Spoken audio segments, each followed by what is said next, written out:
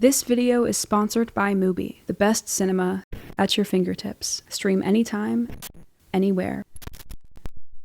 Last year, I covered Grooming on the teen series Pretty Little Liars. Now, BoJack Horseman is not Pretty Little Liars. Even with the leeway of moral ambiguity a show for adults allows, the series is notoriously conscientious of its impact on the audience, forming its episodes with this in mind, and even changing writing directions because of it. It's not that they don't portray unethical characters with unethical actions, it's that they actively try not to romanticize their depictions. Which is why it's surprising and frustrating when they're misunderstood anyway.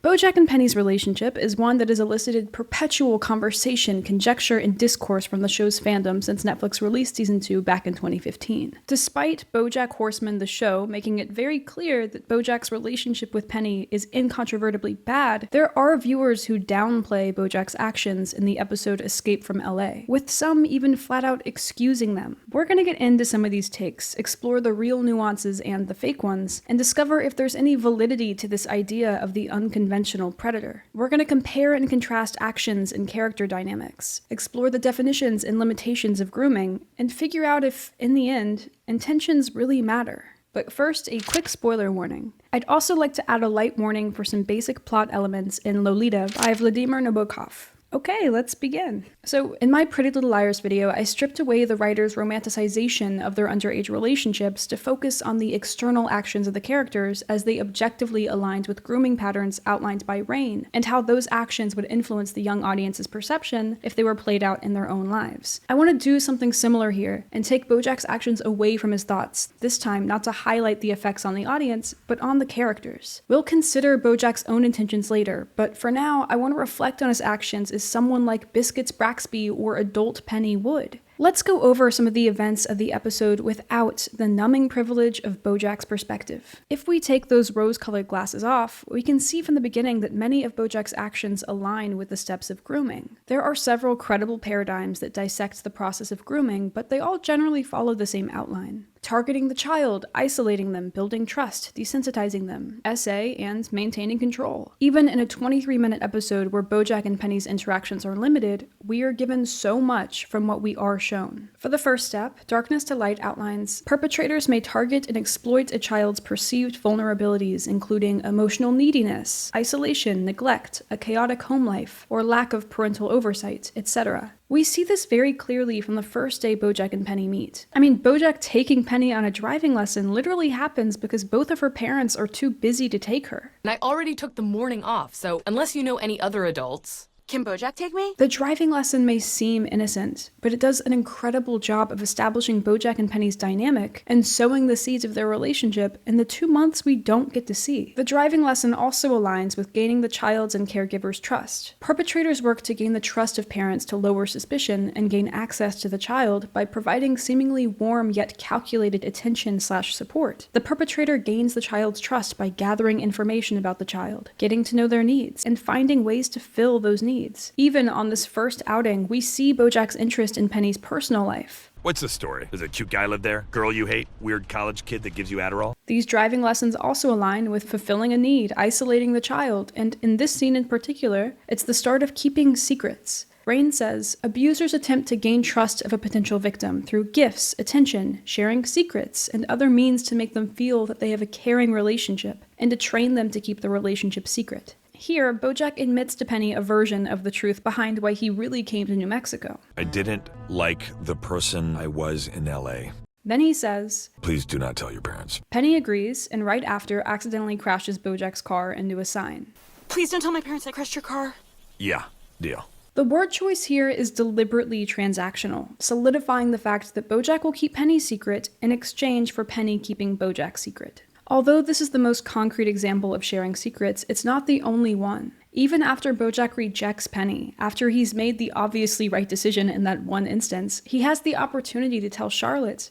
What'd you do with my daughter? And he just doesn't. She had a big night. She was falling asleep on the ride home. And then there are secrets between BoJack and Penny specifically that are not verbally acknowledged but are heavily implied, like BoJack buying Penny and her friend's bourbon. It's also implied that had BoJack and Penny actually slept together in the infamous scene on the boat, she would not tell her parents.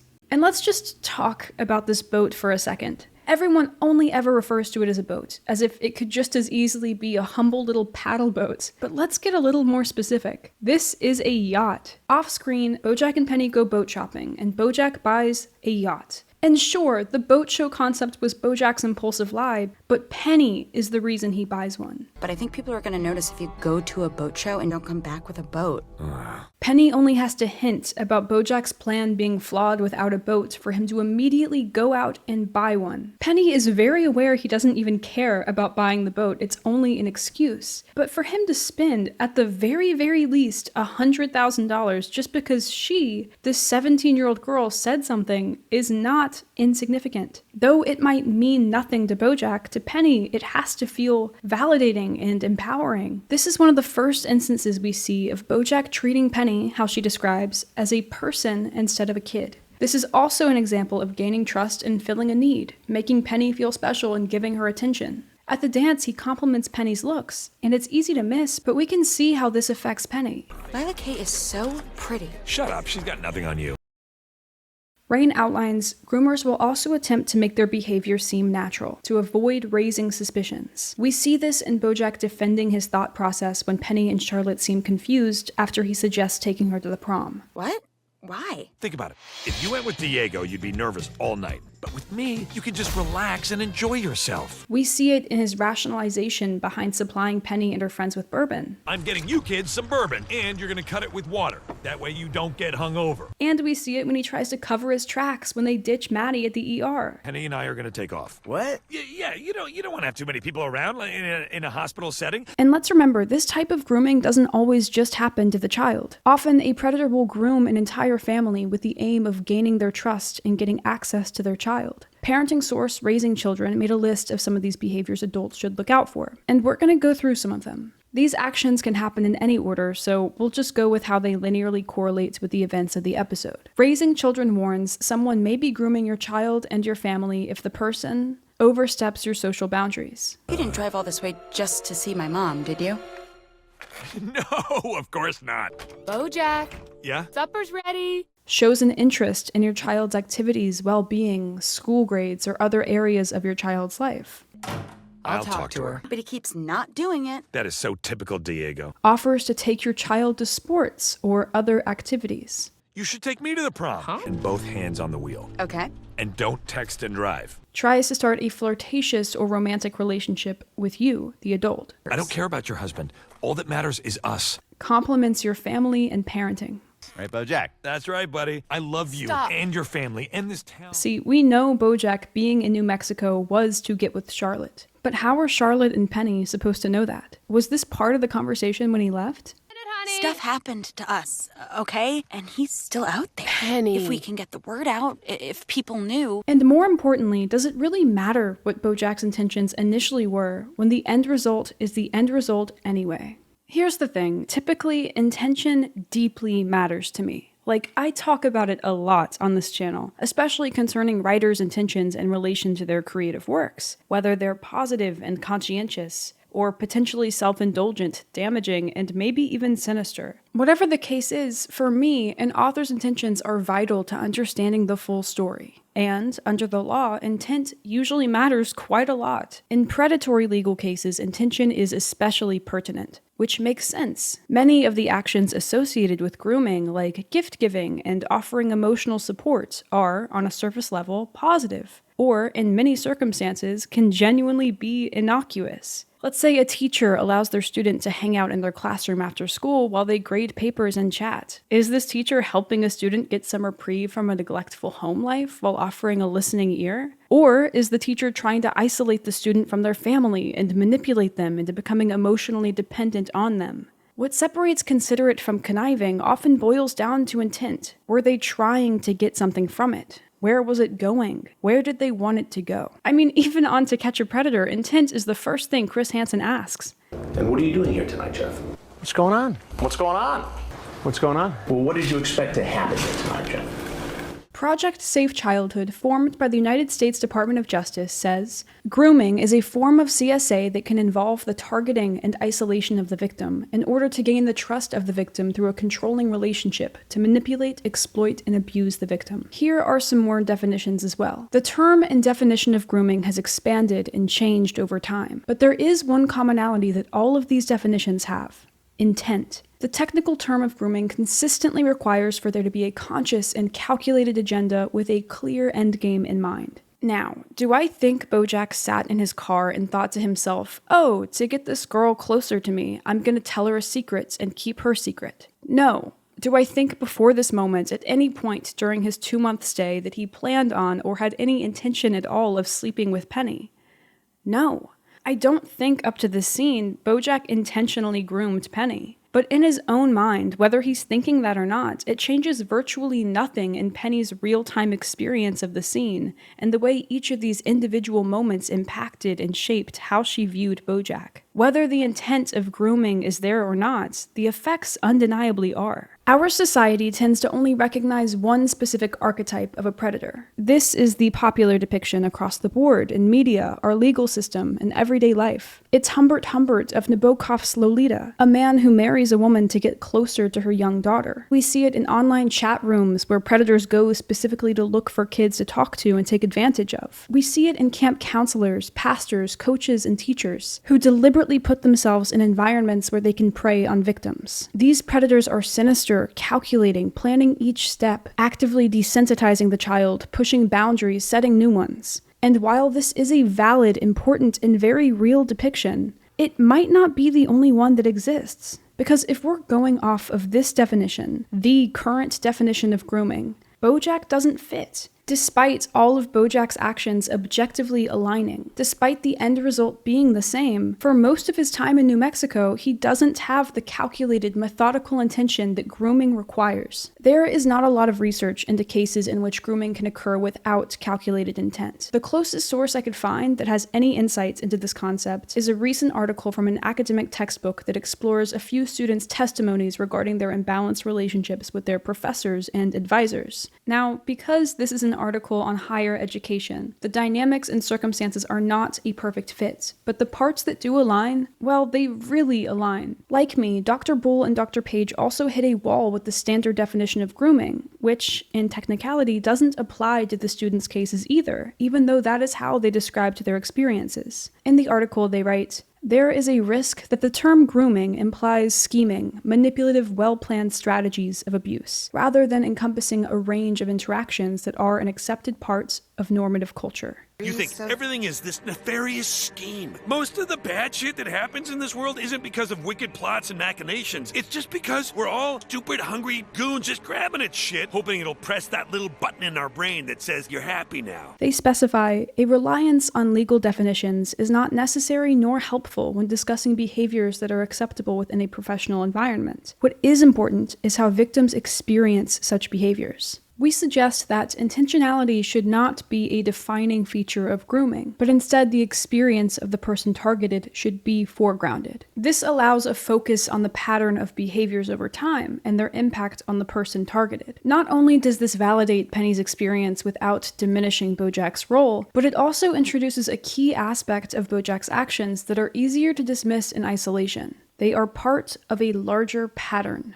But how can we believe you've stopped this pattern of behavior if you won't acknowledge this pattern exists? I don't even know what pattern you're talking about. I'll try one. It's not just BoJack attending family meals or asking Penny to the prom. It's not just BoJack buying alcohol for teenagers or taking Penny on driving lessons or showing a strong interest in her personal life. It's all of these things in tandem that impact Penny, blur each and every boundary, and culminate to the scene in the boat when he uses the power he has in their relationship against her. The article settles on a looser definition. We have described boundary-blurring behaviors as those that transgress, often tacit professional boundaries, and grooming as a pattern of these behaviors over time, between people in positions of unequal power that may lead to an abuse of power. This definition fits BoJack much more aptly. I know this is a lot of work to make a word work, but not calling BoJack's actions grooming takes away from Penny's experience. Conversely, some people feel this way about BoJack's intentions. There are fans who insist that BoJack planned to groom Penny. I imagine those people don't want to believe that BoJack didn't consciously intend to groom Penny because they want to hold him fully responsible. And in their minds, maybe they think if BoJack didn't have bad intentions from the beginning, that it minimizes his role or pushes accountability away from him. But I don't think that it does, or that it should.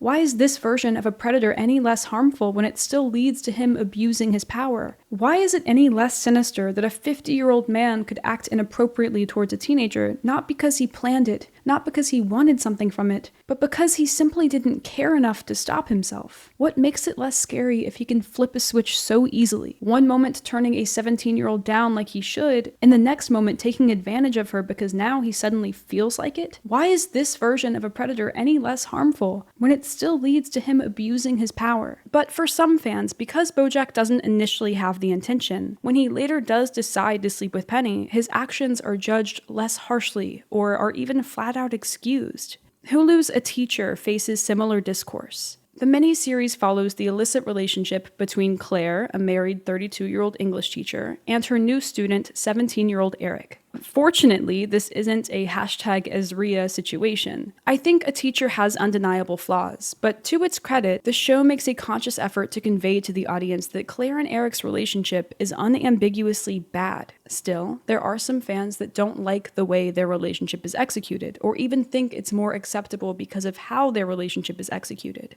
Much of this rhetoric aligns with how some fans view BoJack and Penny. Like BoJack, Claire's character doesn't overtly encapsulate the quintessential premeditated groomer. She acts impulsively, without a real plan or endgame. Because Claire doesn't initially have the intention to groom Eric, because she's not secretly calculating how to get this kid in her clutches, some people don't view her behavior as predatory. Like BoJack, Claire uses Eric because she's dissatisfied with another relationship in her life, and because he's there. In both cases, there are contributing reasons, not excuses, behind BoJack and Claire's predatory behavior. Claire had a repressed childhood, spent taking care of her alcoholic father. She didn't have the typical high school or college experience, and due to that, in many ways, she's emotionally immature and socially stunted. She doesn't view her 17-year-old student as a 17-year-old student because she doesn't view herself as a 32-year-old adult unless it's convenient. Because of this, she tramples past boundaries that should be in place and treats Eric like a peer. She tells him to call her by her first name outside of class. She takes him to visit a college where she proceeds to attend a frat party with him. None of these actions are done with the deliberate agenda you'd see on To Catch a Predator or read in Lolita. But that doesn't stop them from affecting Eric the same exact way, and it does not make Claire any less at fault. BoJack is in a similar boat as Claire, stuck in Arrested Development. Well, BoJack's stunted too. He got famous in his 20s, so he's gonna be in his 20s forever. After you get famous, you stop growing because you don't have to. He treats Penny like a peer more than his old friend's teenage daughter, unless it's convenient. It might appear harmless, but it isn't normal. Just because these characters don't consider the effects of their actions doesn't mean they're any less responsible for them. Being emotionally immature does not actually make BoJack a teenager. And let's be real here, all cards on the table, it's not like BoJack is unaware of the optics. He's fine with his reckless actions hurting other people if he can benefit, but as soon as they threaten to hurt him, he shows just how conscious he is of the situation and is suddenly capable of weighing out the ethics of his choices. It's one thing if a bunch of kids get drunk together on prom night, but if there's an adult there, then it's like I was supposed to be the responsible one, and then the whole thing feels kind of creepy. There are other factors that contribute to this pseudo-nuance that, to a few fans, minimizes BoJack's role. Some of these things I truly just don't see a point in picking apart, like Penny's perceived agency. Age of consent is something I pointedly did not address in my Pretty Little Liars video because it felt cataclysmically reductive. If your argument relies on pinpointing the age of consent, or outlining the distinction between a pedophile and an ephebophile, you don't have an argument. I fear I can't explain and you would not understand. We're simply operating on different planes. I would genuinely suggest reading my Dark Vanessa, that might help. BoJack is in his 50s. Penny is 17. It wouldn't be Penny's fault for coming onto him even if it was out of nowhere, which, by the way, it was not. Both Penny and Eric passionately assert their consent, blissfully unaware due to age and the power imbalance that they're being taken advantage of. For both Penny and Eric, it appears like they make the first move. But this isn't true. At the end of A Teacher, Eric confronts Claire 10 years later, after coming to terms with his abuse. I should have just turned you down. Is that what you think happened? You came into the classroom and kissed me, but I should have ended it. You agreed to tutor me. You took me to UT. You insisted that I call you Claire. You took me away from that dance, and you told me to get in the back seat of the car. I never wanted you to do anything you didn't want to do. You're in denial. I mean, she was my friend's daughter, and she wanted it. No, you think you do, but you don't know what you want. And she walked in, and I was with her daughter, but again, nothing had happened yet. Yet? Nothing happened. Do you know how long it took me to figure out that I wasn't responsible? It's all really confusing. You know, that you were the one creating those moments? The moment BoJack's intentions towards Penny fully sway from ambiguous to damning is when he comes back to the boat after Charlotte turns him down. I don't care where you go, BoJack, but I can't have you around here. I know what I want. Go to bed, Penny. One intention is very clear. If Charlotte had not walked in on them, BoJack and Penny would have slept together. If the whispers and Penny taking his tie off aren't proof enough, BoJack's own words confirm this. If her mother didn't walk in, would I have done it? Part of me is sure that I couldn't, but another part knows that's a lie. BoJack wasn't thinking about Penny. He was thinking about his own wounded ego after Charlotte rejected him, and that Penny was there and the next best thing. You know, you look just like your mother. He was thinking about what would make him feel good in that moment, no matter who it hurt. He was thinking that verbally turning Penny down would make him feel less guilty when he left the door open knowing she'd follow. He was thinking that he was already leaving anyway. Because BoJack doesn't care enough to consider how his actions will affect others. The worst part is I don't even know what happened after I left. Did I scar that little girl for life? I don't know. I mean, that's what it always comes back to, right? BoJack prioritizing what he feels like doing in the moment, despite how it impacts other people. That's the whole reason he's in New Mexico. We see this pattern of reckless, impulsive, selfish behavior from him so often that half the time we don't even consciously register it. Take this episode. There are the obvious things: BoJack basically moving into this family's home, Maddie and the bourbon, his attempted homewrecker behavior towards Charlotte, the entire situation with Penny. But there are other moments we barely clock. BoJack leaves Secretariat during production, not knowing or caring how that might affect the many people involved, not to mention the crew's jobs or PC's well-deserved cut for getting him the deal in the first place. Sure, the film gets saved due to CGI, but BoJack doesn't know that, and he definitely doesn't ask. In New Mexico, there are the neighbors he inconveniences and is presumably rude to off-screen. Well, I'm sure if we ask them nicely, they'll move the boat.